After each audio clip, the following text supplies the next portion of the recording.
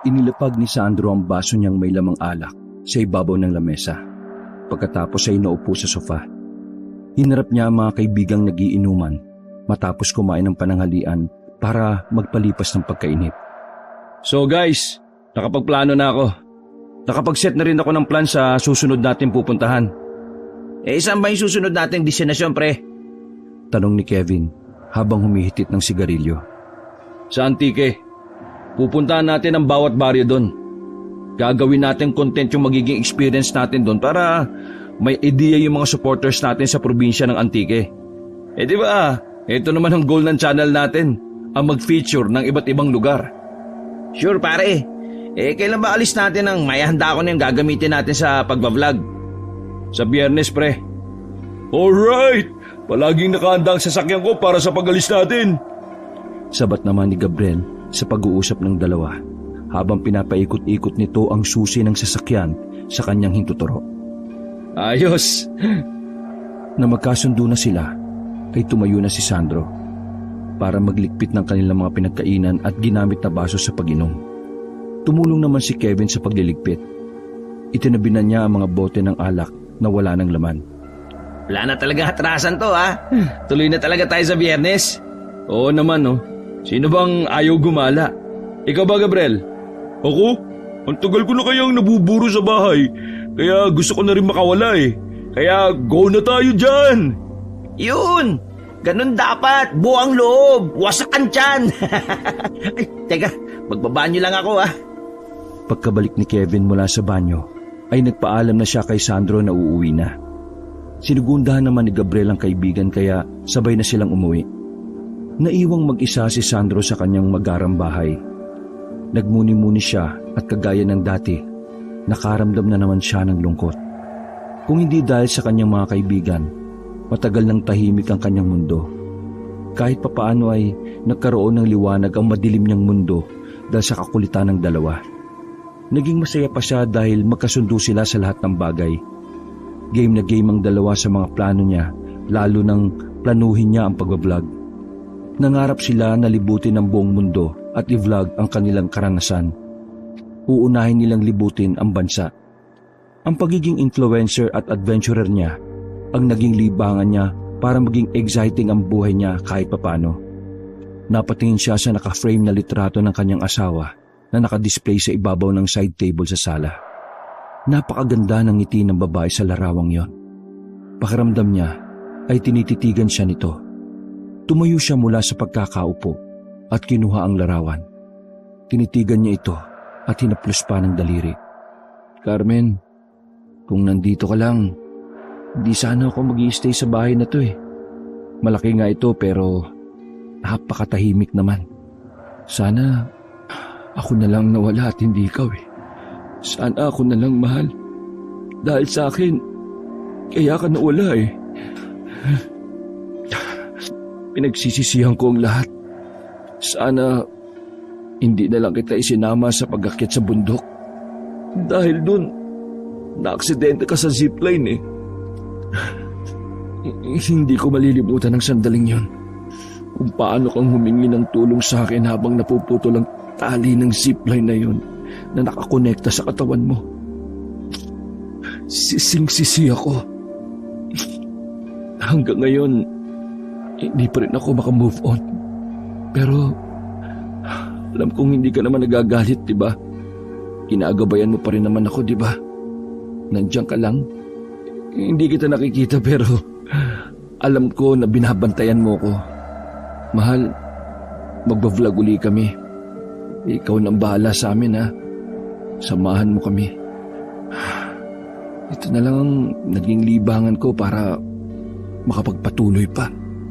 Napatingin din siya sa litrato ng kanyang mga magulang na tuon din nakalagay sa pinagkuhaan niya ng litrato ng asawa. Kinuha rin niya ito at kagaya ng naunang ginawa, kinausap din niya ang kanyang mga magulang. Makita ko lang ang mga pumatay sa inyo. Pagbabayarin ko sila. Hinanda ko ang loob ko ng ilang taon para sa pag-aarap namin. Kaya sisiguraduhin ko na mauubos silang lahat. Nang gabing yon, itinabi niya sa pagtulog ang mga larawan ng mahal niya sa buhay. Sumapit ang araw ng Biyernes. Gaya ng pinag-usapan nilang magkakaibigan, pinuntahan si Sandro ng mga kaibigan. Pagkarating ng mga ito ay agad na nilagay ni Gabriel ang kanilang gamit sa likod ng kanyang off-road vehicle. Pagkatapos magkarga, ay sumakay na sa sasakyan sina Kevin at Gabriel. Nahuling sumakay si Sandro dahil isinarapan niya ang kanyang bahay.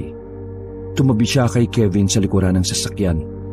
Si Gabriel naman ay pumesto sa driver's seat dahil siya ang magmamaneho. Binuksan ni Gabriel ang Google Map. Pagkatapos ay nagsimula na siyang magmaneho. Nakahanda na ba yung camera, Kevin? Oo, pre. Sa harapan, nakatutok yung isang camera at nandito naman sa akin yung isa. Nagpe-play ng pareho yun, ha? Alright, goods. Hindi na ako makapaghintay sa road trip natin na to eh. Ipapakita natin sa buong mundo ang experience natin na to. Magiging masaya to. Hindi na rin ako makapaghintay na masaksiyan yung culture sa baryo na pupuntahan natin, mga pre. Ibang learnings din yun. Tumawa na lamang ang dalawa sa sinabing yun ni Gabriel. Hindi naman nakatanggi si Sandro dahil totoo naman ang sinabi ng kaibigan. Marami talaga silang babauning aral kapag natapos ang adventure nila. Sa loob ng 1 taon nilang adventure at pag-vlog, marami silang natututunan. Subalit, para kay Sandro, kulang pa ang mga natutunan nila para sa pagharap sa mga problema nila sa buhay. Malubak ang kalsada na kanilang dinaanan. Halos 2 oras na silang nasa biyahe at hindi pa rin nila nararating ang baryo na kanilang pupuntahan. Maya-maya ay isang makitid na daan ang nasa unahan nila. Napatingin si Gabriel sa kanyang cellphone para malaman kung tama ba ang kanyang binabagtas. Naihinto niya ang sasakyan nang makitang wala ng signal at hindi na nakakonekta sa Google Map ang kanyang cellphone. Mga pre, mukhang di nakasya itong sasakyan ko sa daan. Parang pang tricycle na lang tong kalsada eh. Okay lang ba sa inyo? Naiwan na lang natin dito yung sasakyan at maglakad na lang tayo papasok? Dumungo sa bintana si Sandro at inilibot ang paningin sa paligid. Bukid na ito ah. Hindi ba tayo naliligaw? Hindi naman siguro. Diretso lang naman ang kalsada sa Google Map bago mawalan ng signal eh. Mukhang malayo ang lalakarin natin, ah. Ang lawak ng bukid, oh. Tapos gubat pa yung dulo. Tara na. Bumaba na tayo at maglakad. Titingnan natin dun sa unahan kung anong meron. Magtanong na rin tayo sa makakasalubong natin kung nasa ang baryo na tayo. Baka may magandang pupuntahan sa lugar na ito. Oo nga. Tama ka, pre. Palagay ko maraming tanawin dito. Inayos ni Gabriel ang pagkakaparada ng kanyang sasakyan. Pagkatapos ay sumunod na sa dalawa. Habang naglalakad sila, ay panay ang kuha ni Sandro ng mga larawan gamit ang kanyang cellphone. Aliw na aliw siya sa paligid dahil maganda itong tingnan. Oh, nasaan na si Gabriel? Ayun, oh. Nauna na sa atin. Ha? Hindi ko napansin ah. Saan yun dumaan? Tumakbo kasi. Kung saan-saan ka kasi nakatingin. Tingnan mo, may kinakausap na siya dun. Iba talaga yung talent na kaibigan natin yan. Maboka. Kaya wala tayong problema sa pag-i-interview sa mga tao eh. Tara, hintayin na lang natin siya dito. Sumilong muna tayo dito sa puno, oh. Ang init kasi ng sikat ng araw eh. Sakit sa balat. Maya-maya ay lumapit na sa kanila si Gabriel. Mga pre, dun daw sa dulo may baryo. Pwede na tayo magkumpisa dun sa pag-vlog. Ayos. O tara na. Tinahak nila ang makitid na daan. Halos kalahating oras silang naglalakad. Hanggang sa marating na nila ang kagubatan sa dulo ng palayan. Nasa gubat na tayo. Naririnig nyo ba yun? Dumadagungdung yung sound. Tunog yun ng pagdiriwang, ha? Mukhang may nakakasiyaan dun. Oo nga pre, dinig na dinig namin. Hindi naman kami bigay, no? Ihanda ko na tong camera tapos ikaw na mag-intro ha, paring Sandro. Kinuha ni Sandro ang kamera kay Gabriel saka iniharap sa kanyang mukha. Ngumiti siya at sinimulan na magsalita sa harap ng kamera. Nang itutok niya ang kamera kina Kevin at Gabriel ay kumuhay naman ang mga ito. Tumuloy sila sa paglalakad habang kinukunan ni Sandro ng video ang buong paligid. Maya-maya ay natanaw na nila ang isang malaking bahay. Napatingin sila sa paligid ng bahay. May mga nakataling banderita sa mga puno ng nyug at mangga. Piyesta siguro sa baryong to. Tara, makisalo tayo sa kanila mga pre. tingnan niyo yun oh. Sa kanila nanggagaling yung nakakaindak na tugtugin. May mga nagtatambol pa talaga oh. Iba talaga ang music sa probinsya no? Ano, nakukuhaan mo ba ng video, Sandro? Oo, wag kang magulo. Ang likot mo eh. Tuloy lang sa paglakad. Uy, ang kapal naman ng mukha mo, Gabriel. Di wala kang ang kakilala dito tapos makikikain ka pa. Mga pre, piyesta nga eh. Ibig sabihin nun, bukas sa lahat ng pagkain. Saka, hindi pa ba kayo nagugutom? Ayaw nyo nun, libre ang pagkain dito, bawas sa gastos. Napailing na lang si Sandro sa sagutan ng dalawa. Pinatay na lang niya ang kamera at pinakatitigan ng mga taong nagkakasayahan sa bakuran ng bahay. Nang makita niya ang mahabang lamesa sa labas ng bahay, natakam siya. Puno ito ng mga pagkain. Tama si Gabriel. Tara na, makikain na rin tayo. Ay, oh shit, sumang-ayon pa nga. Natigil ang mga taong nagkakasiyahan na makita sila na paparating. Isang batang lalaki ang sumalubong sa kanila at tinawakan sa kamay si Sandro. Maya-maya ay umiti ang bata matapos silang kilatisin ng tingin. Pagkatapos ay tumakbo ito pabalik sa loob ng bahay. Sinundan ni Sandro ng tingin ng bata at nakita niyang lumapit ito sa isang lalaking may malaking pangangatawan at naglalaro sa 50 ang edad. Sandali mga pre, tigil muna. Mukhang pinagtitinginan nila tayo. Sinasabi ko na nga ba takakaya itong ginagawa natin eh. Tara na, malis na tayo dito. Mukhang hindi tayo welcome oh. Base sa mga tingin nila masyadong seryoso eh. Tama ka nga. Lumiko na lang tayo at magkunwari na nagkamali tayo ng pinasukang bakuran. Tara. Hinila ni Sandro ang dalawa papunta sa ibang daan. Pero hindi pa sila nakakadalawang hakbang nang may tumawag sa kanila. Boses yun ng isang lalaki. Nilingon ni Sandro ang lalaki. Lumapit ito sa kanila at tiningnan sila ng mataman. Ngumiti ang lalaki pagkatapos ay inilahad nito ang kamay sa kanila. Mga dayo kayo dito, no? Totoo ho yan. Mga influencer ho kami. Pumupunta po kami sa iba't ibang lugar para may feature ho namin sa aming channel. Sakto, at fiesta ngayon sa aming baryo. Baka magamit nyo yun. Halika kayo, kumain muna kayo. Marami kaming handa. Mukhang malayo ang nilakad nyo ah. Siguradong gutom kayo. Tara, tumuli muna kayo sa munti naming bahay. Sumalo kayo sa amin. Nagdadalawang isip si Sandro dahil sa nararamdamang kakaibang presensya mula sa lalaki. Pero hindi na niya ito gaanong pinansin. Naunang lumakad si Gabriel habang nakakbay sa batang lalaki na muli silang binalikan. Sumunod naman sina Sandro at Kevin sa lalaking kumausap sa kanila. Binati sila ng mga taong naroon pagkalapit nila sa bahay. Hindi maiwasan ni Sandro na mapansin ang mga malagkit na tingin na ipinupukol ng mga ito sa kanila. Ngunit ipinagkibit balikat na lamang niya ang lahat ng napansin at diretsyong naupo sa upuang kaharap ang mahabang lamesa. Maligayang pagdating sa baryo namin. O sige lang, kumain na kayo. Huwag kayo maya ha. Para sa lahat ng nakain sa lamesa. Naku, maraming salamat sa pagkain at pagpapatuloy niyo sa amin. Tumango ang lalaki pagkatapos ay nagpaalam ito sa kanila.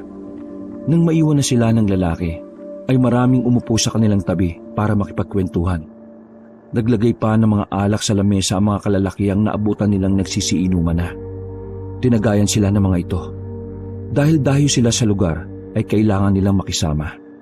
Hindi sila makatanggi kaya kinuha nila ang basong may lamang alak na iniabot sa kanila.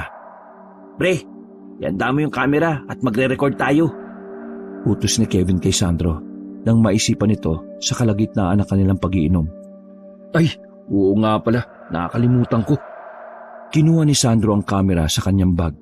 Pero pagkakuha ay nabitiwan niya yon dahil bigla itong nasagi ng isang bata na naglalaro sa kanyang likuran. Nakita ni na Kevin at Gabriel ang nangyari. Tumayo si Sandro para pagsabihan ng bata pero agad siyang pinigilan ni Gabriel. Umiling si Gabriel bilang senyas kay Sandro na huwag ituloy ang binabalak. Nakuha naman ni Sandro ang ibig sabihin ng kaibigan. Hindi niya pwedeng pagalitan ng bata dahil baka umiyak ito. Kapag nangyari yon, baka makalaban nila ang mga naroon. Kaya kahit labag sa kalooban niya ay wala siyang nagawa. Nangihina siyang bumalik sa kinauupuan at napatingin na lang sa nasirang kamera. Napapailing siya habang nakasimangot dahil naiisip niya kung gaano kamahal ang gamit na yon. Hoy kayo, huwag kayo magpakalasing ha. Nakakaya kapag dito pa kayo magpakita ng totoo niyong ugali.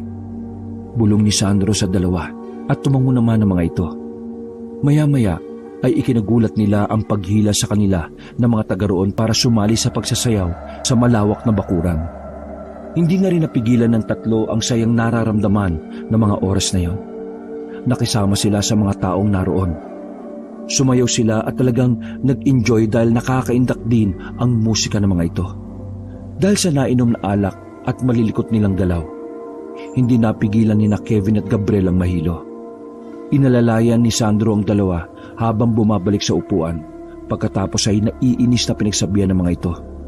Kasasabi niya lang sa kanila na huwag iinom ng sobra, pero sinuway rin siya at nakikita niyang may tama na ng alak ang dalawa.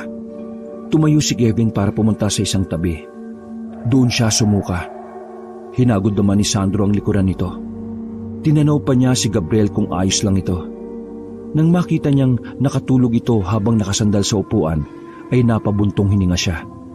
Nang matapos sumuka si Kevin, inalalayan niya ito pabalik sa upuan. Napahilot na lang sa sentido si Sandro dahil natatanong na niya ang papalubog na araw.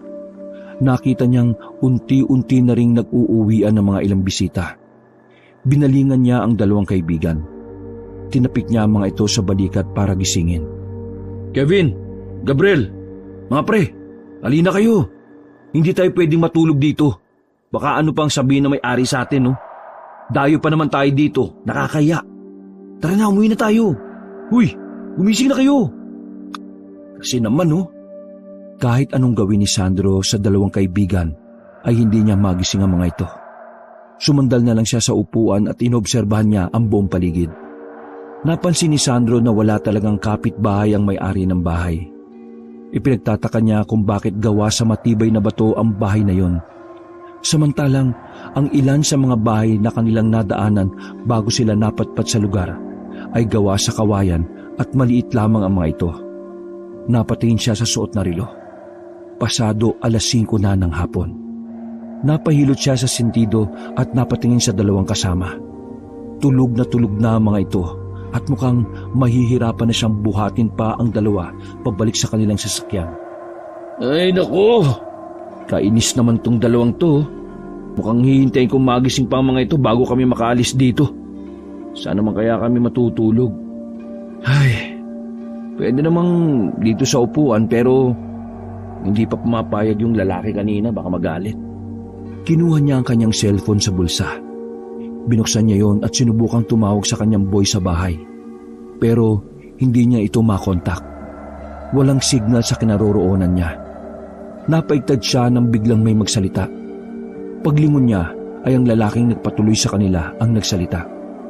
Oh, kumusta na kayo dito? Tulog pala yung mga kasama mo ah.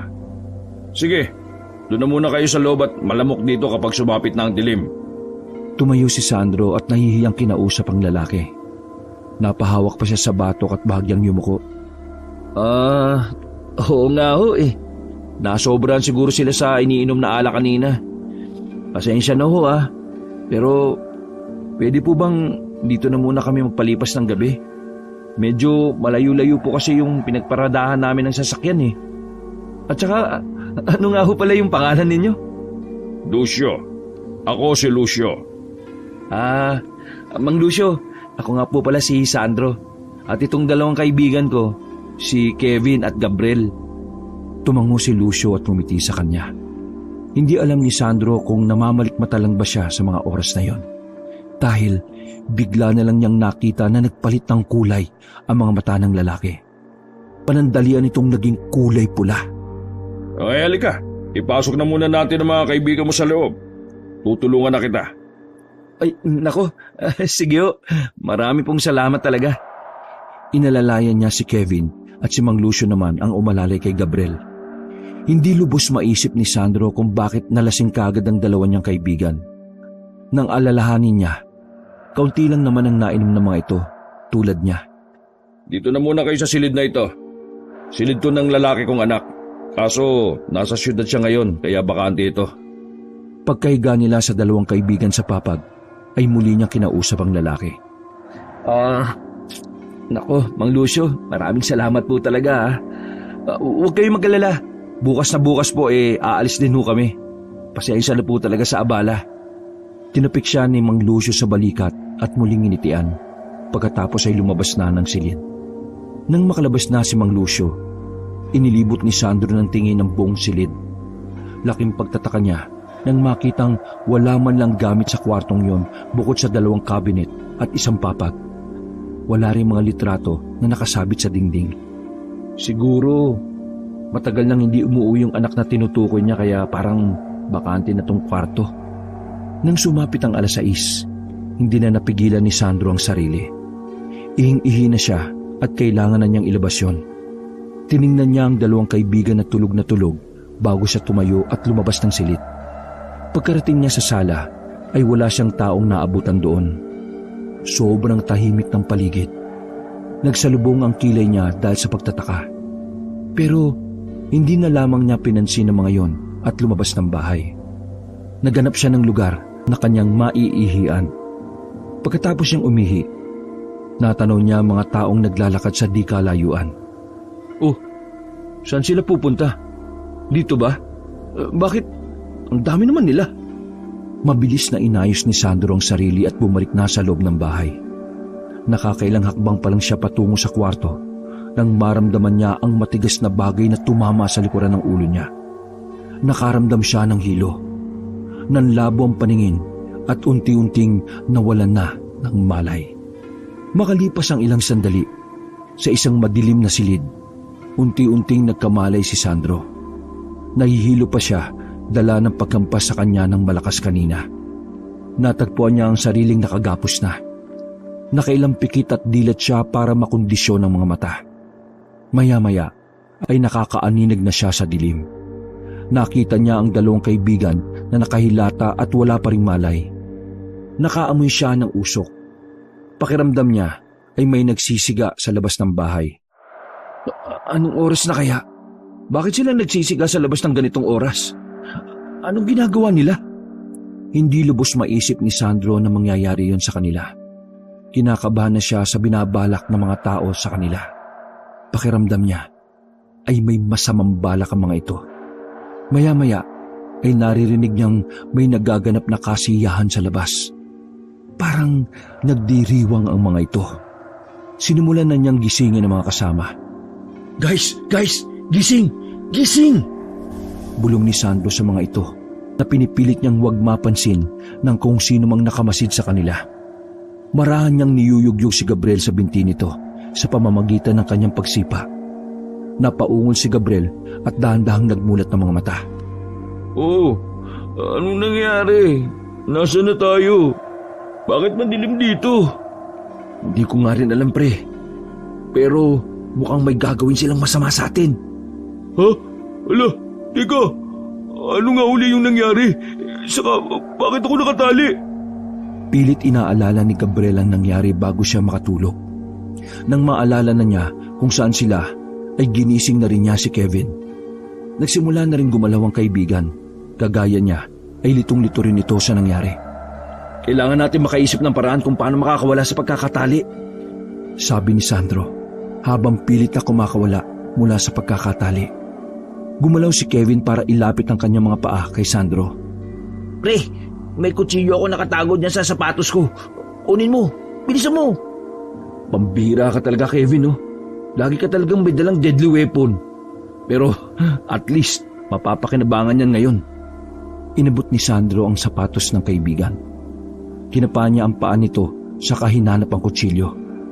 Nang mahawakan niya yon, ay mabilis niyang hinugot at saka dali-dalim pinutol ang lubid na nakatali sa kamay niya. Pagkaraan ng ilang sandali ay nakawala na si Sandro at pinutol na rin niya ang tali sa mga kaibigan. Huminto siya saglit na makarinig ng yabag sa itaas kung saan sila naroroon. Nasa ilalim tayo ng bahay. Paano tayo napunta dito?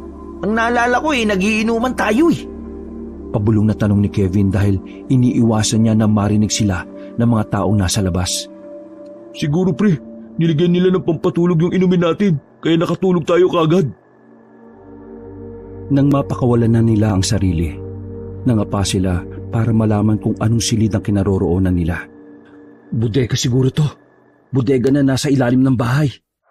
Sabi ni Sandro nang makapa niya mga sakong nagpatong-patong na sa tingin niya ay palay ang laman. Nakahani ang mga yon sa dingding na gawa sa kahoy. Kinapapa ni Sandro ang ilan pang mga sako dahil iba naman ang hugis ng mga ito. Kinapapa ni Sandro ang ilan pang mga sako dahil iba naman ang hugis ng mga ito kaysa sa una niyang nahawakan. Nanginig ang kamay niya nang may mahawakan siyang kamay. Malamig ito na palagay niya ay wala ng buhay ang may-ari ng bahagi ng katawan na yon. Shit, hindi na maganda nangyayaring ito. Bakit? Ano ang nangyayari sa atin? Mag-isip tayo ng paraan mga pre, kung paano tayo makakalabas. Hindi ko makapa ang pinto eh.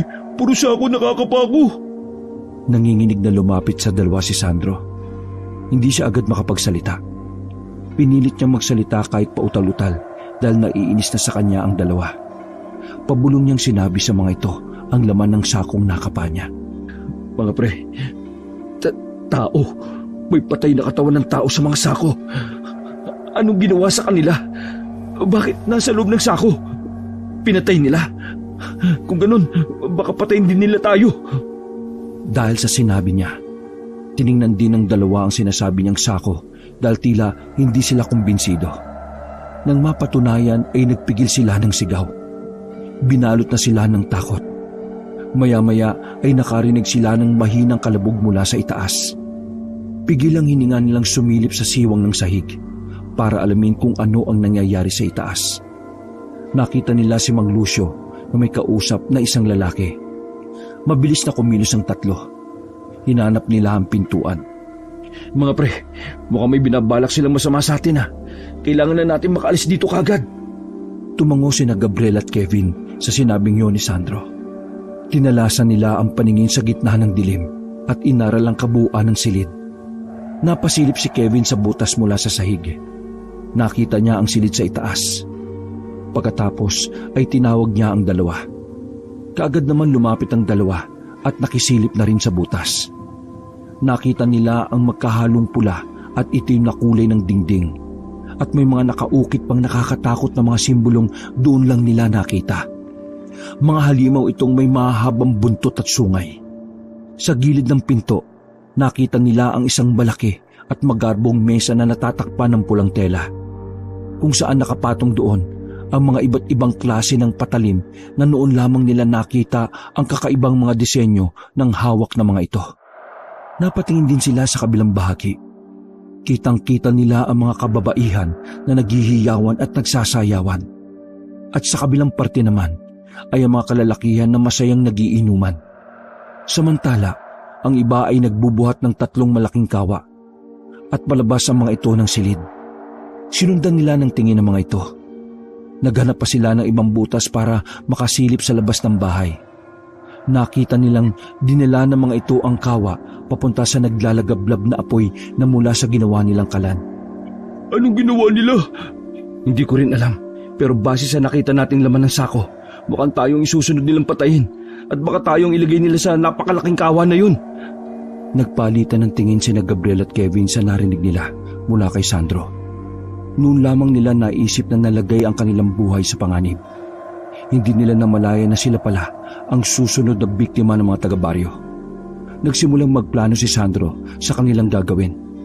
Kailangan nating humanap ng paraan para makalabas tayo dito. Kaso, kailangan din nating maging maingat para hindi nila tayo makita. Hindi natin alam kung anong kanilang kakayahan. Sa kabila ng takot na nararamdaman ng tatlo, nilakasan nila ang kanilang loob. Si Sandro ang nanguna at dahan-dahang binuksan ng pinto nang mahanap niya ito. Pagkalabas nila ay kumuha siya ng isang patalim na nasa ibabaw ng mesa at binigyan din niya ang 2 kaibigan.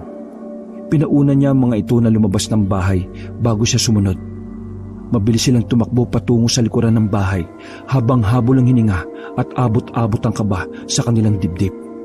Piping nag-usal ng dasal si Sandro na sana'y hindi sila makita o mapansin ng mga taong naroon.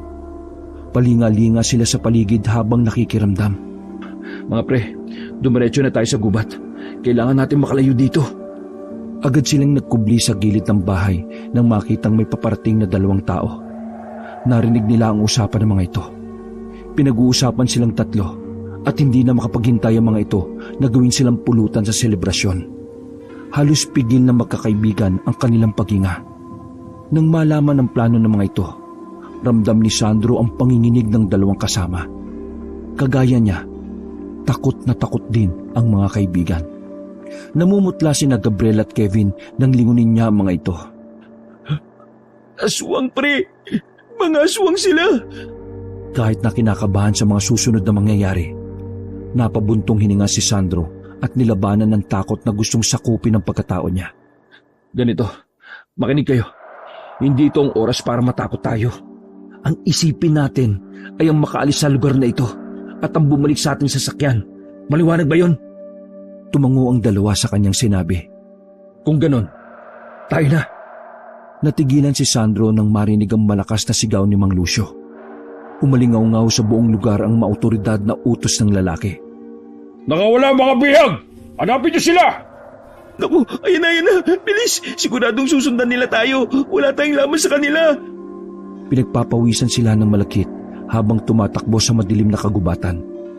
Hindi nila pinansin kung anuman ang kanilang maapakan ng mga oras na yon. Ang mahalaga sa kanila ay ang makalayo mula sa mga aswang na gusto silang gawing pulutan. Huminto sila sa pagtakbo at nagtago sa isang punong may mayabong na sanga. Dinig na dinig nila ang pagtakbo ng mga aswang na nanggagaling sa malayo. Nagsusumigaw ang iilan sa mga ito at umaalulong.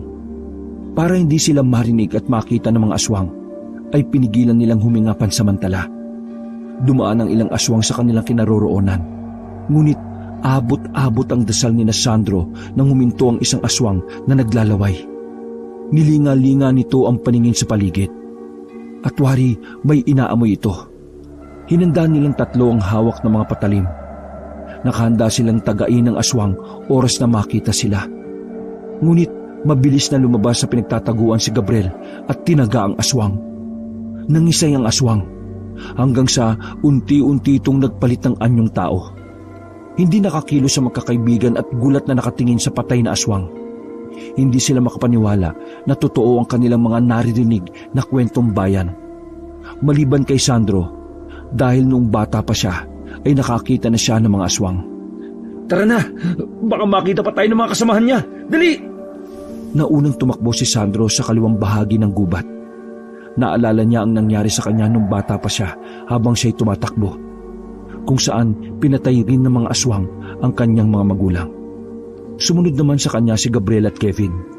Maya-maya'y namayani ang iba't ibang huni nang hindi nila mapangalanan kung anong klase ng mga hayop yon. Ang malakas sa mga huning yon ay unti-unti ring humina. Kumanda kayo. Narinig ko sa mga kwento-kwento na kapag mahina na ang kanilang huni, malapit na lang sila. Hinigpitan ni Sandro ang paghawak sa patalim. Tumingala siya sa itaas at ang 2 kaibigan ay nilibot naman ng tingin ang buong paligid. Pinakramdaman nila ang bawat sandali at kung ano pa ang susunod na gagawin ng mga aswang. Hindi ko akalain na mapapalaban tayo sa road trip na ito, mga pare. At ang kalaban pa natin mga aswang. Natatawang saad ni Gabriel habang iiling-iling. Hindi pa rin ito makapaniwala sa mga nangyayari sa kanila sa mga oras na yon. Lalong hindi makapaniwala si Sandro na mangyayari ulit ang bangungot ng kanyang nakaraan. Sa ngayon, kailangan nating tatagan ang mga loob natin. May kung anong malakas na pumapagaspas sa kanilang itaas. Malakas ang hangin at animoy nasa uluhan lang nila. Bago pa makatingala si Sandro, may mabilis na humablot sa kanyang balikat at tinangay siya nito. Sigaw ng sigaw ang 2 niyang kaibigan habang hinahabol siya ng mga ito. Tinangala ni Sandro ang tumangay sa kanya at noon niya lang nalaman na isa itong manananggal. Sa natitirang lakas ni Sandro, mabilis niyang itinarak ang hawak na patalim sa putol na katawan. Nabitiwan siya ng manananggal. Napasigaw si Sandro nang bumulusok siya pa ibaba. Pre, isasagapin ka namin, pre! Carmen, kayo nang bahala sa akin. Huwag niyo akong hayaang mamatay.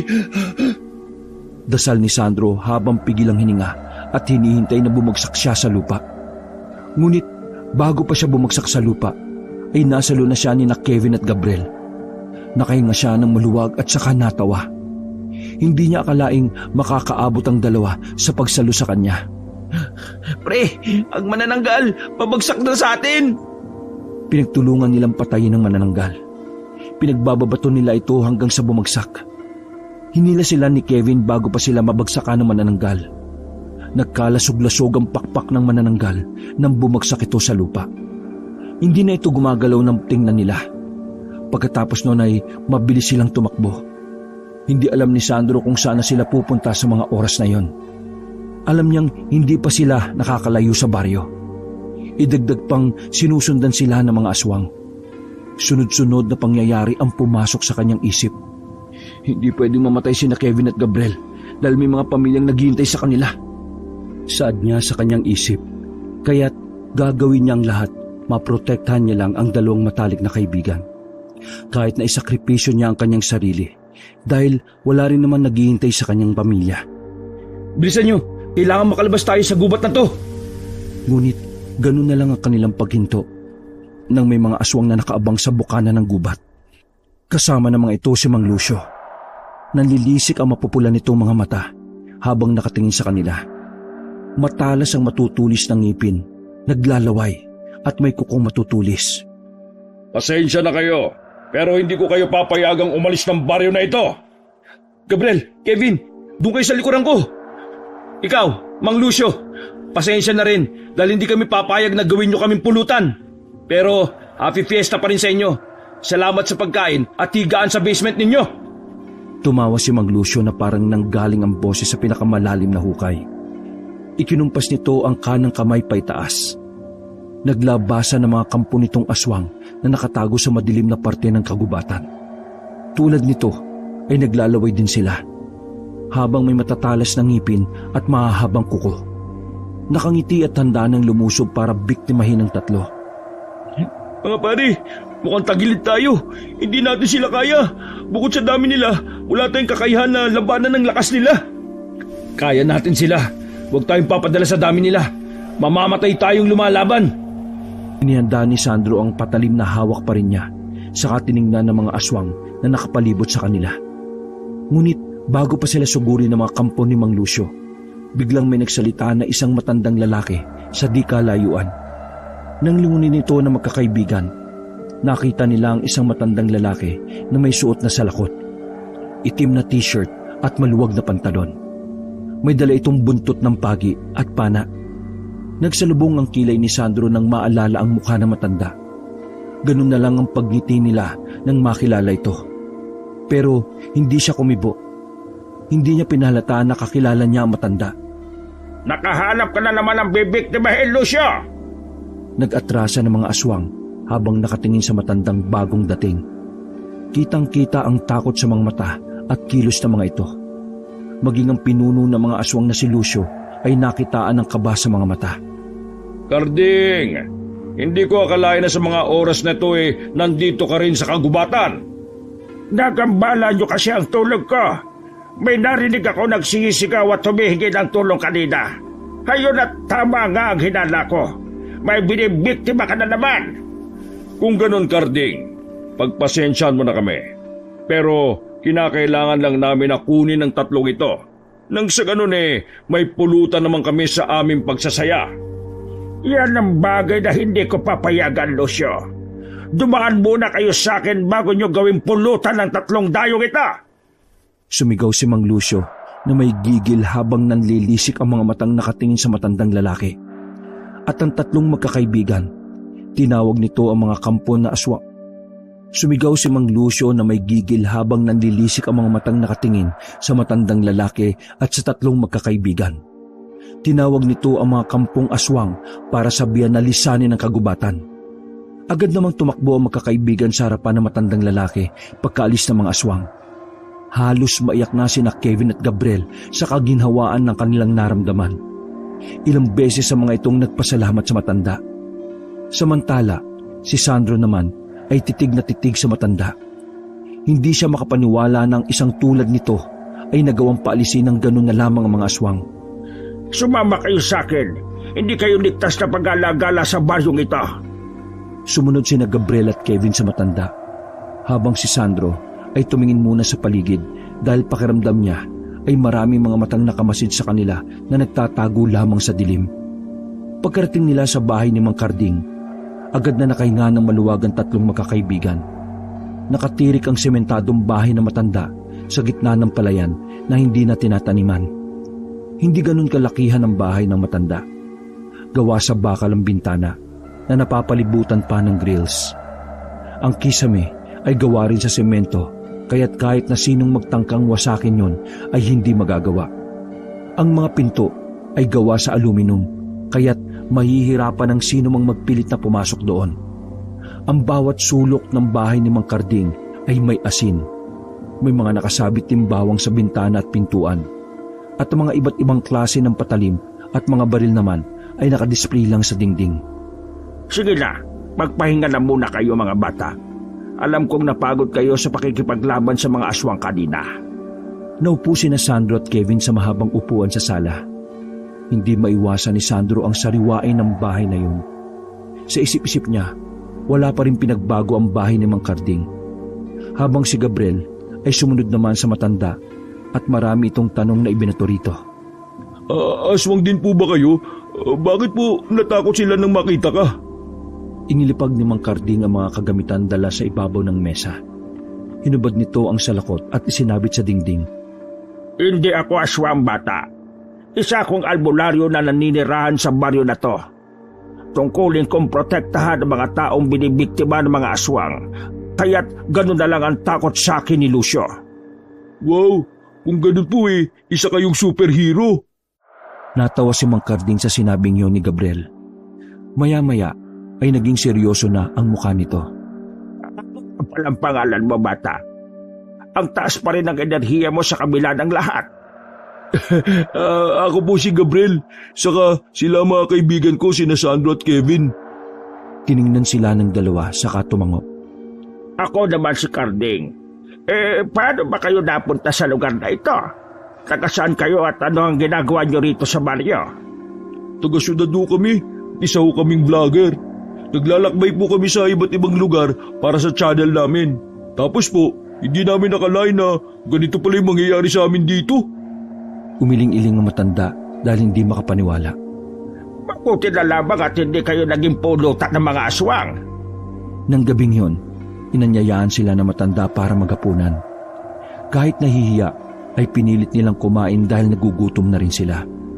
Pagkatapos ay pinatuloy sila sa bakanting silid para magpahinga. Naiwan naman sa sala si Sandro habang malalim ang iniisip. Napansin niyo ni Mang Karding kaya't nilapitan siya nito. Umupo ang matanda sa tabi niya at nakipag-usap. Ang lalim yata ng iniisip mo, bata. Hindi ka ba matutulog? Lumingon si Sandro sa matanda sa kapilit ng umiti. Hindi ho namamahay siguro ako. Naiintindihan ko. Siguro nabigla ka sa mga pangyayari. Ngayon alam mo na may ganong nilalang sa mundo. Pero huwag ka mabahala.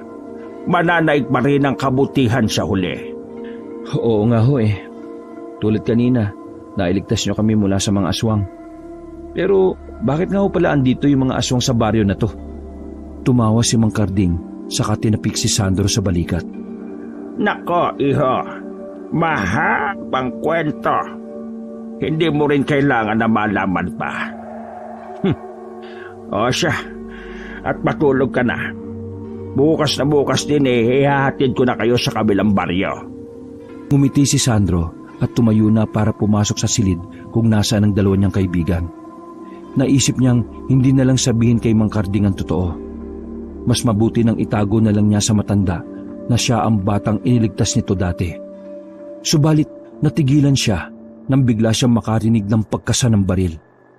Nang lingunin niya si Mang Karding, nakita niya itong naghahanda ng mga patalim at isang baril sa ibabaw ng mesa. Hindi napigilan ni Sandro ang kuryosidad kaya nilapitan niya ang matanda at nangunot ang noong nagtanong. Ano hong gagawin niyo dyan, Mang Karding? May pupuntahan lang ako sa kabilang baryo. Sinabihan ako kanina na may sumasalakay na aswang doon. Kailangan ko silang tulungan. Sige na, umakyat ka na sa silid. Kahit na anong mangyari, huwag kayong lalabas. Tutulong ho ako. Sasama ako sa inyo. Natigilan si Mang Karding at nagtatakang tumingin sa kanya. Maya-maya ay humalakak ito at hindi makapaniwala sa sinabi ni Sandro. Bata, akala mo ba ganun lang kadali ang makipaglaban sa mga aswang? Kailangan mo munang kilalanin ang mga aswang at alamin ang mga kahinaan nila. Kaya mabuti pang dito ka lang at samahan mo mga kaibigan mo. Kinuha ng matanda ang salakot nito na nakasabit sa dingding at mabilis na isinuot. Inilagay nito ang mga patalim sa isang bag na gawa sa nito. Bago pa mahawakan ni Mang Karding ang siradura ng pinto, ay napigilan na ito ni Sandro. Sasama ko sa inyo. Nang sa ganun ay maturuan niyo ako kung paano makipaglaban sa kanila. Huminga ng malalim ang matanda at napipilitan nitong tumango. Magpaalam ka na muna sa mga kaibigan mo. Sabihan mo silang huwag lalabas hanggat hindi tayo bumabalik. Mabilis na tinungo ni Sandro ang silid na kinaroroonan ni Kevin at Gabriel. Ginising niya si Gabriel at sinabi dito ang bilin sa kanila ni Mang Karding. Nagtanong ang lalaki kung saan siya pupunta. At sinabi niya ritong sasamahan niya ang matanda. Sa dala ng kaantukan, tumango na lamang si Gabriel at bumalik na sa pagkakatulog. Pagkarating niya sa sala, ay naroon si Mang Karding at hinihintay siya. Dalhin mo ito, bata. Magagamit mo yan kapag may aswang na sumalakay sa atin. Isang buntot pagi ang binigay nito sa kanya at isang karit na pagkatalim-talim. Ilagay mo rin ito sa iyong katawan para hindi nila maamoy ang sariwa mong dugo. Isang kulay itim na botelya ang ibinigay nito sa kanya. Naamoy agad ni Sandro ang amoy ng lana. Hindi siya nagdalawang isip at inihaplas niya sa buong niyang katawan yun. Nang tapos na siya, ay lumabas na sila ng bahay. Isinara ng matanda ang pinto para siguradong walang makakapasok at hindi makakalabas sa mga kaibigan niya sa loob. Double lock ang pinto at hindi nabubuksan kapag walang susi. Sumulubong sa kanila ang tahimik na gabi habang naglalakad. Tanging mga huni lamang ng kuliglig ang naririnig sa paligid. At iba pang mga insekto. Napalunok si Sandro at pilit na nilalabanan ng takot na lumalamon sa buo niyang pagkatao ng mga oras na yon.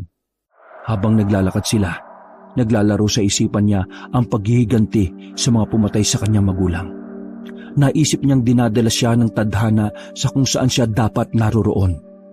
Maya-maya ay dinig na dinig ni Sandro ang lagaslas ng tubig. Panay ang tingin niya sa paligid para masiguro kung may mga aswang na nagtatago. Ikaw muna ang tumawid sa ilog, bata. Susunod ako. Diretso ka lang hanggang sa makaabot ka sa kabila. Tumango siya sa sinabi nito at mabilis na tinawid ang ilog. May natatanaw siyang malawak na palayan sa kabila. Pagkarating roon, hinintay niya si Mang Karding. Hindi makapaniwala si Sandro na sa kabila ng katandaan nito ay makisig pa rin ang matanda. Matikas pa rin ang pangangatawan at matibay ang mga tuhod. Pagkatapos nating tumawid sa palayan na ito, makakarating na tayo sa kabilang baryo. Bilisan na lang natin at baka hindi natin maabutan ng buhay ang mag-ina. Sige po, Mang Karding. Naunang lumakad si Mang Karding at mabilis na sumunod si Sandro. Halos 15 minutong tinagal nila sa paglalakad. Hanggang sa matanaw nila ang isang bahay na bukas ang ilaw. Natanaw ni Sandro ang isang nilalang sa ibabaw ng bubungan ng bahay. Pagkarating nila sa bakuran, may mahaba itong dila at matatalas na mga kuko. Isang tik-tik. Humanda ka, Sandro.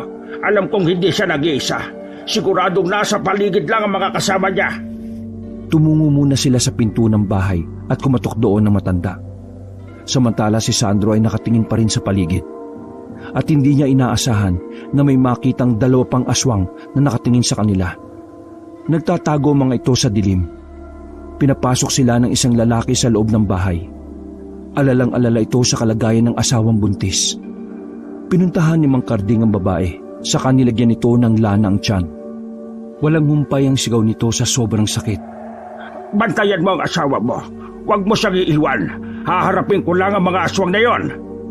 Tumango ang lalaki at tumupo ito sa tabi ng asawa na unti-unti na rin tumatahan sa pagsigaw. Bumaling naman si Mang Karding kay Sandro. Halika, pero sasamahan mo ba ako? Walang pagdadalawang isip na tumango si Sandro at sumunod sa matanda.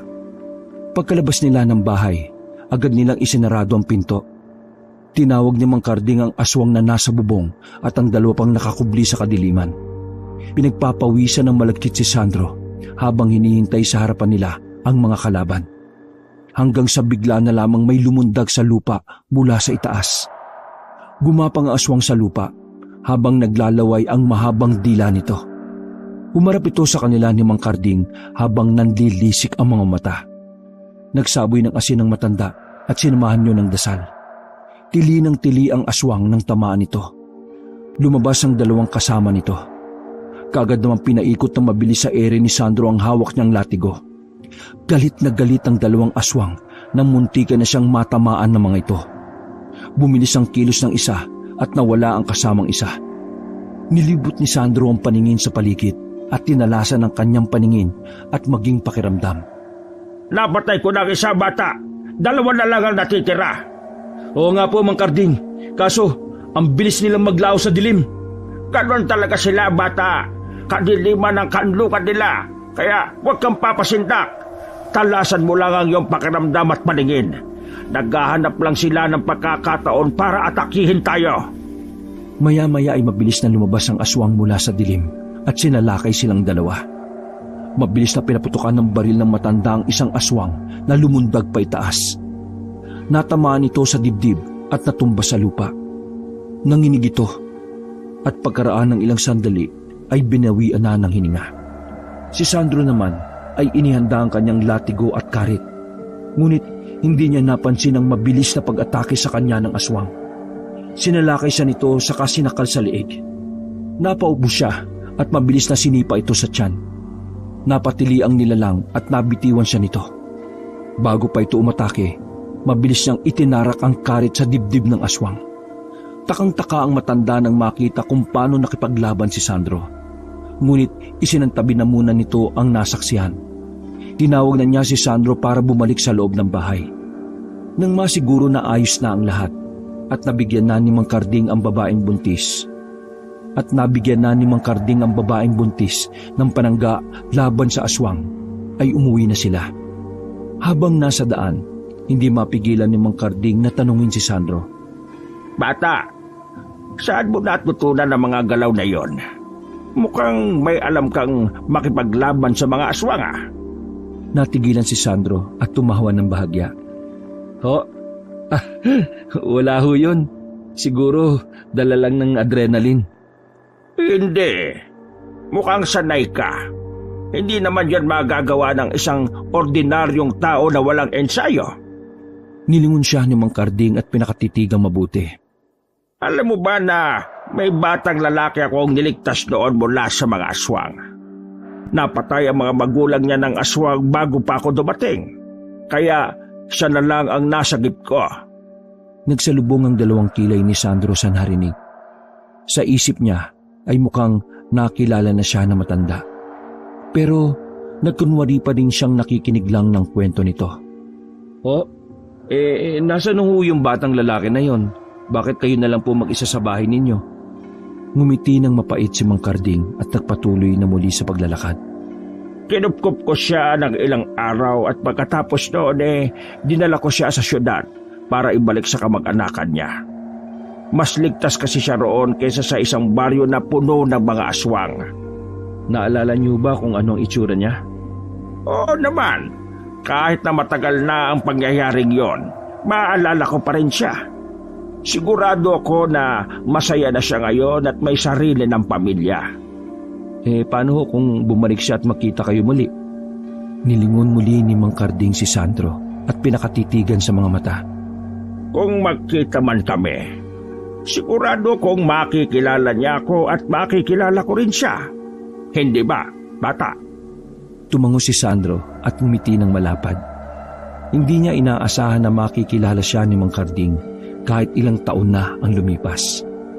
Isang maigpit na yakap ang ibinigay niya kay Mang Karding at hindi maiwasan ang pagtulo ng kanyang mga luha. Ganon din ang matanda at napahagulgol pa ito ng iyak. Tarantado kang bata ka. Wala ka bang balak na magpakilala sa atin? Kung hindi ko lang nakita ang mga galawan mong yan hindi pa sana ako maniniwala. Natawa si Sandro at inakbayan nito. Pasensya na, Lo. So surprise sana kita kaso mukhang hindi effective Nahuli mo kaagad ako Pinektusan niya ito sa batok na nagpangiwi sa binata. Hindi masusukat ang kasiyahan na nadarama ni Sandro sa mga oras na yon, na sa wakas, nakita na rin niya si Mang Karding, ang taong nagligtas sa kanya ng 2 beses mula sa mga kamay ng aswang. Bakit ka ba naparito? Sinadya mo ba na pumunta rito o aksidente lang? Wala ho talaga sa plano ko, Lo. Hindi ko rin naasahan na dito na pala lumipat ang mga aswang. Sila ba yung mga pumatay sa mga magulang ko? Tumango si Mang Karding at bumuntong hininga. Mababa ka sa mata ang kalungkutan nito at pagkadismaya. Ilang taon ko na silang sinusundan para kalabanin. Ngunit hindi ko man lang mapatay-patay si Lucio. Idagdag pa na medyo mahina na rin ako, kaya pasensya na bata. Hindi ko may paghiganti mga magulang mo. Ayos lang, Hulo. Ngayong nandito na ako, ay sisiguraduhin kong mapapatay ko na si Mang Lucio. Alam ba ng mga kaibigan mo ang tungkol sa nakaraan mo? Hindi po. At hindi na nila kailangan pang malaman yun. Bukas na bukas pauwiin ko na sila para hindi na sila madamay. Nung ibig mo sabihin, hindi ka na babalik sa syudad? Ngumiti si Sandro at tumiling. Hindi na, Lo. Sasamaan kita sa laban na ito. Makalipas ang 1 oras, agad na nakarating sa bahay sina Sandro at Mang Karding. Pumasok sila sa loob at isinara ang pinto. Naabutan nila si Kevin na umiiyak sa isang sulok. Nilapitan agad ito ni Sandro. O pre, anong nangyari? Anong ginagawa mo dito sa labas? Bakit ka umiiyak? Pre, si Gabriel, kinuha siya ng mga aswang. Nakatinginan sina Mang Karding at Sandro. Puno ng pagtataka ang mga mata na matanda. Kung ang kaibigan mo kayong matibay naman itong bahay. Nanginginig na tumayo si Kevin at pumasok muna sa bahay bago nagkwento kung paano nakuha ng mga aswang si Gabriel. Dahil sa kagustuhan ni Gabriel na sumunod kina Sandro at Mang Karding nang magising ito, sinubukan niya na buksan ang pinto. Hindi sinasadyang makita ng dalawa ang susi na itinago ni Mang Karding sa cabinet. Dahil doon, nakalabas ang mga ito sa bahay. Sinubukang pigilan ni Kevin si Gabriel, ngunit hindi ito nagpapigil. Sinundan ni Kevin ang kaibigan at sa hindi inaasahan, bigla na lamang itong tinangay ng mga aswang. Dahil sa takot, hindi na nagawang tulungan ni Kevin si Gabriel at bumalik na lamang sa bahay ni Mang Karding. Mukhang may pinaplano si Lucio. Kinakailangan nating iligtas sa kaibigan niyo bago sumapit ang umaga. Tumayo si Sandro at lumapit sa matanda saka nagtanong. Ano hong ibig niyo sabihin, Lo? Sigurado na patibong ito ng mga aswang para patayin na tayo. Pero hindi ko yon hahayaan na mangyari. Pagplanuhan natin bago sumugod doon sa kanila. Kumuha ng mga sangkap na panlaban sa aswang si Mang Karding at isinilid yon sa kanyang bag. Binigyan niya rin si Sandro. Pagkatapos noon ay kumuha siya ng mga armas mula sa dingding na nakasabit. Tumulong na rin si Sandro at kumuha ng kaya niyang gamitin sa pakikipaglaban sa aswang. Habang mataman namang nakatingin sa kanila si Kevin. Nang tapos na sila sa kanilang paghahanda, nagplano sila kung paano susugod sa teritoryo ng mga aswang at kung paano nila maililigtas si Gabriel. Tara na, Sandro. Kailangan nating magmadali at baka mahuli tayo. Ako, tutulong din po ako sa inyo. Agad na umiling si Sandro kay Kevin. Hinawakan niya ito sa balikat at pinakatitigan ang kaibigan sa mga mata nito. Dito ka lang, pre. Kami na ni Mang Karding ang magliligtas kay Gabriel. Siguraduhin mong huwag kang lalabas ng bahay, Naintindihan mo? Hindi, pre. Kaibigan din ako ni Gabriel kaya tutulong ako. Tumayo ng tuwid si Sandro at bumuntong hininga. Nilingon niya si Mang Karding at isang tango lamang ang isinukli sa kanya na matanda. Kaya't wala nang nagawa pa si Sandro kundi hayaan si Kevin na sumama sa kanila. Nang mga oras na yon, hindi na niya nakitaan ang kapilyuhan at pagbibiro si Kevin. Kundi puno ng determinasyon at galit ang mga mata nito para sa mga aswang. Halina kayo, sumunod na kayo sa akin. Makalipas ang ilang sandali, Nakarating na sila sa gubat na malapit sa bahay ng pinuno ng mga aswang na si Mang Lucio. Agad silang nagkubli sa mga halaman at sumilip mula roon. Pinag-aralan nila kung ano ang nangyayari sa bahay. Patuloy pa rin ang kasiyahan ng mga aswang sa lugar na yon. Ngunit ganun na lamang ang panlalaki ng mga mata ng magkaibigang Sandro at Kevin na makita nilang nakagapos si Gabriel sa isang punong kahoy. Wala na itong damit pang itaas at pantalon na lamang ang tanging suot. Kevin, gaya ng plano. Ikaw ang bahala kay Gabriel at kami ni Mang Karding ang bahala sa mga aswang. Hindi ka maamoy ng mga aswang dahil sa lana na nilagay mo sa katawan, kaya huwag ka matakot. Tumango si Kevin sa bilin na yun ni Sandro. Hinigpatan nito ang hawak sa lana na ibinigay ni Mang Karding at sa isang matalim na itak at sibat. Tandaan mo, bata, kapag nakalapit ka kay Gabriel, ipahid mo yung lana sa kanya. Pagkatapos nun umuwi na kayo ng bahay at siguraduhin na nakasara ang pinto. Nang maliwanag na ang lahat sa kanilang tatlo ang plano, lumabas si Sandro at Mang Karding sa kanilang pinagtataguan. Iniwan nila si Kevin at iniasa ang kaligtasan dito ni Gabriel. Bata, handa ka na ba? Ito ang unang beses na makakasama kita sa laban. Nakangiting sambit ni Mang Karding kay Sandro. Habang inihahanda nito ang shotgun na hawak, ngumiti naman si Sandro at pinalagatok ang mga daliri, sabay bunot ng isang 45 na baril at latigo. Matagal ko nang pinagandaan ng pagkakataong ito. Oras na para maningil.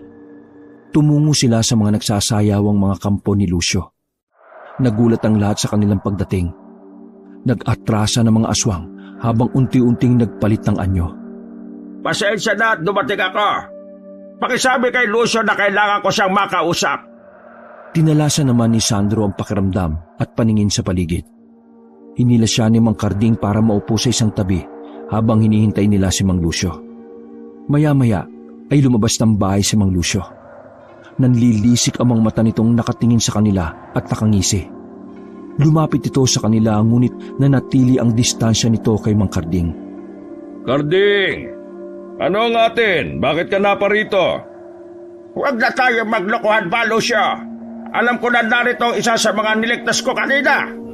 Ibigay mo na siya sa akin kung ayaw mong kalabanin kita. Tumawa ito ng malakas at tiningnan ng mga kampo nito. Ikinumpas nito ang kamay at agad na nag-alisa ng mga aswang. Pasensya na, Karding, pero hindi ko magagawa ang gusto mo. Hindi ako pumapayag kapag walang kapalit. Tumayo si Mang Karding at tinarap ang pinuno ng mga aswang. Kung ganon, hindi pala tayo nagkakaintindihan dito. Hindi ko gusto ang mga ginagawa mo, Lucio. Marami ka nang pinatay sa mga tao para lang kainin ninyo. Oh, bakit, Karding? Nagagalit ka pa rin ba dahil wala ka man lang nagawa nung pinatay ko ang pamilya mo? Kaya ba tinutulungan mo ang iba? Para kahit papano maibsan niyang konsensya mo. Kinuyom ni Mang Karding ang kanyang kamao nang marinig ang sinabi ni Mang Lucio. Si Sandro naman ay lumakad at tumabi sa matanda. Nagagalit siya sa mga oras na yon at gustong-gusto na niyang sakalin si Mang Lucio para patayin ito. Pero pinipigilan niya ang sarili para hindi masira ang plano nila. Marami ka na rin namang pinatay sa mga kasamahan ko, Karding. Kanina ay may niligtas ka na namang tao at pinatay mo ang mga alaga ko. Hindi pa rin ba yun sapat para pantay na tayo? Tumawa ng bagya si Mang Karding at umiling. Hindi makapaniwala ang matanda sa narinig mula sa pinuno ng mga aswang. Ramdam ni Sandro ang tensyon na namamagitan kina Mang Karding at sa pinuno ng mga aswang ng mga oras na yon. Ito ang plano nila ng matanda, ang agawin ng atensyon ni Lucio at ng mga kampo nito para makuha ni Kevin si Gabriel na nakatali sa isang puno. Kitang-kita niya sa gilid ng kanyang mga mata si Kevin na unti-unti nang kinakalas ang tali ni Gabriel. Nagpasalamat siya at walang bantay roon at hindi napapansin ang nangyayari. Humakbang si Sandro at hinarap ang pinuno ng aswang. Yun na ang kanyang hudyat para ipaalam kay Mang Karding na nagtagumpay si Kevin sa pagkuha kay Gabriel. Ako, naalala mo pa ba ako, Mang Lucio? Nagsalubong ang kilay ng pinuno ng aswang dahil sa kanyang sinabi. Nagtataka itong tumitig sa kanya. Naguguluhan kung ano ang ibig niyang sabihin.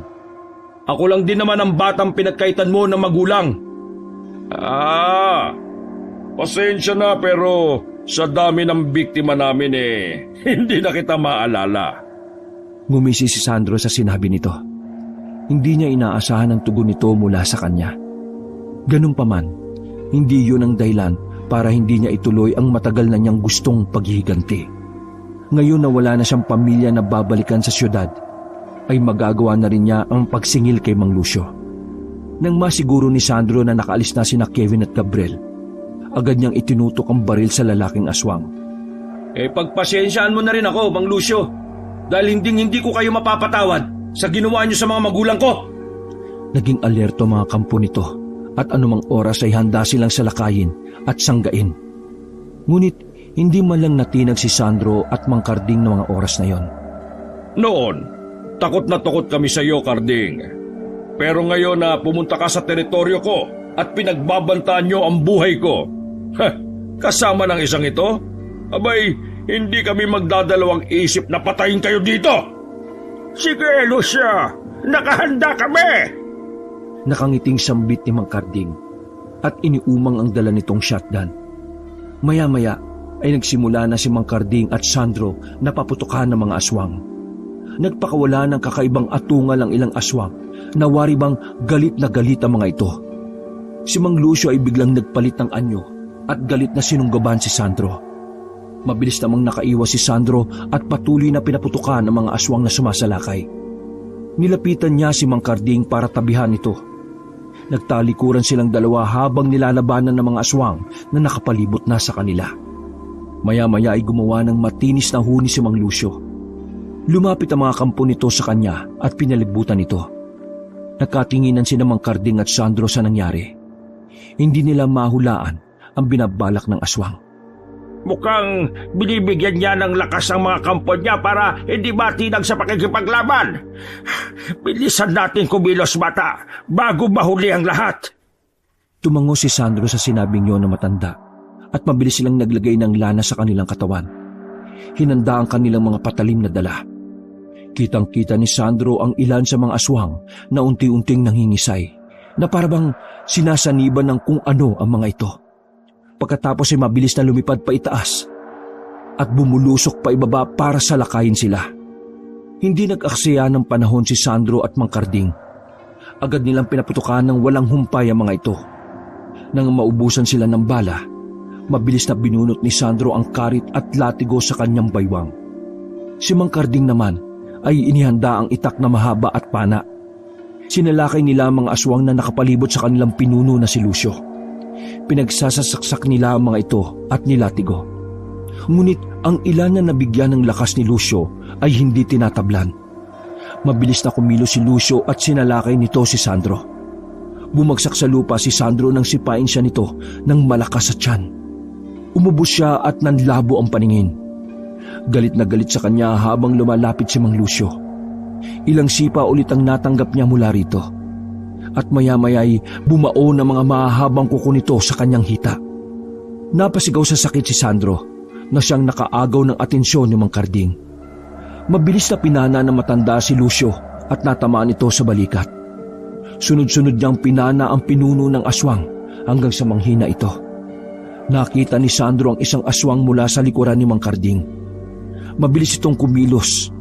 Sa nanlalabo niyang paningin ay hinanda niya ang latigo at mabilis itong inihampas sa aswang.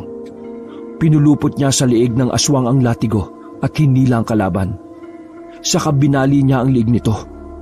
Naglakad siya papunta sa pwesto ni Mang Lucio. Kahit nanghihina na, ay lumalaban pa rin siya. Hindi niyo ako mapapatay! Kayo ang papatayin ko! Sinakal nito ng maigpit si Sandro habang nanlilisik ang mga mata. Si Mang Karding ay sinubukang tulungan si Sandro ngunit may 5 aswang na nakapalibot sa kanya kung kaya't hindi siya makalapit. Ngumiti si Sandro at malakas na sinikmuraan si Mang Lucio. Napaubo pa siya nang makawala mula sa pagkakasakal ng aswang. Mabilis siyang tumayo at itinarak ang kutsilyo sa dibdib nito. Nanlaki ang mga mata ni Mang Lucio nang maramdaman nito ang matalim na bagay na bumaon sa kanyang dibdib. Napatingin ito kay Sandro na nagtatanong ang mga mata. puno ng pagkagulat at galit. Yumuko si Sandro at nakangiting bumulong. Para sa mga magulang ko na pinatay mo. Ngayon ay pantay na tayo, Mang Lucio. Nabayaran mo na rin ang kasamaan mo. Mas binoon pa ni Sandro ang kutsilyo sa dibdib nito at mabilis na ginilitan ng lieg si Mang Lucio. Nang makita yun ng mga aswang na natitirang kampo ni Mang Lucio, mabilis ang mga itong nagpulasan. Lo! Tinakbo ni Sandro ang distansya nila ni Mang Carding at sinalo ito. May tama ang matanda sa tagliran nito at patuloy yon sa pagdurgo. Nagawa mo, bata. Napatay mo siya.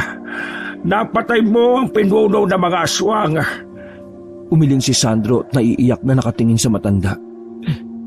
Hindi, Lo. Nagawa natin. Naipagiganti rin natin ang pagkamatay ng pamilya natin. Ngumiti ang matanda at tumango. Napatingala ito sa langit habang may mga luhang nangingilid sa mga mata. Pagkatapos ng ilang taon, ngayon ko lang naramdaman ang kaginhawaan at kapayapaan, bata. Napatango si Sandro dahil nararamdaman rin niya ang emosyon na yon. Tumingala siya sa langit at hinanap ang bituing maliwanag. Salamat at hindi mo kami pinabayaan, Panginoon. Maraming salamat din, Ma, Pa, Carmen, dahil ginabayan niyo kami. Ginabayan niyo ako. Tiningnan niya si Mang Carding. Nakapikit na ito. Bumuntong hininga si Sandro at binuhat ang matanda. Kinabukasan, abala sa pag-aayos ng kanilang mga gamit ang magkakaibigan, inilagay nila ito sa likuran ng off-road vehicle ni Gabriel. Nakabihis na rin sila para sa kanilang pag-alis ng baryo. Kumpleto na ba yung mga gamit nyo? Wala na bang kulang? O pre, ayos na lahat. Handa nang umalis. Naayos ko na rin yung video natin na i-upload ko mamaya sa ating channel kapag nakarating na sa bayan. Hindi ko makakalimutan ang karanasan ko sa baryong ito, pre. Pero siyempre, hindi natin ilalagay ang aswang sa kwento natin sa channel. Baka walang maniwala eh. Napangiti si Sandro habang nakatitig sa dalawang kaibigan. Inakbayan niya ang mga ito. Oh, basta, mag-iingat kayo ha. Kapag magka-oras, baka makapunta ako sa lungsod at bisitahin kayo. Napatingin sa kanya si Gabriel. Talagang hindi ka sasama sa amin, pre? Buo na talaga yung pasya mo? Oo, pre. Noon pa man, ito na ang desisyon ko. Sasamahan ko si Lolo Carding. Ako na lang ang pamilya niya eh. At siya na lang din ang pamilya ko. Saka, may pinag-usapan na rin kasi kami. Ngumiti ang dalawa sa kanya. Sa kanya niyakap ang mga ito at tinapik sa likod. Kung ganon, mag-iingat kayo ha, pre. Pagpapaalam ni Kevin kay Sandro, pagkatapos ay sumakay na ito sa loob ng sasakyan. Kasunod si Gabriel. Tumango naman si Sandro at kumaway pa sa mga ito. Inihatid na lamang ni Sandro ang mga kaibigan ng tanaw habang sakay ng sasakyan. Lumingon siya kay Mang Carding na nasa kanyang likuran at matamang nakaabang sa kanya. Masaya si Sandro dahil nailigtas nila ang matanda mula sa matinding sugat na natamo nito mula sa pakikipaglaban. Naglakad ang matanda ng paika-ika para makalapit sa kanya. Oh, ano Lo? Simula na ba ang panibagong adventure? Natawa ang matanda at siniko siya sa tagiliran. Ano ka ba? Magpahinga na muna tayo. Saka na kapag medyo bumawi na ang katawan ko. Kapag ayos na, abay, doon na tayo maghahanap ng mga aswang. Kumindat siya sa matanda at ngumiti. Roger, Lolo Carding. Natawa na lang ang matanda at inilingan siya. Inalalayan siya ni Sandro pauwi ng kanilang bahay. Sa mga nangyari kay Sandro, isang bagay lamang ang napagtanto niya. Yun ay ang tulungan ng kanyang Lolo Carding na lupigin ang mga nilalang na nagtatago sa kadiliman at ang iligtas sa mga taong nangangailangan. Gaya ng naging pangako niya sa kanyang mga namayapang magulang at pinakamamahal na asawa. Dahil para sa kanya, hinding-hindi kailanman matatalo ang kabutihan ng kasamaan. Wakas.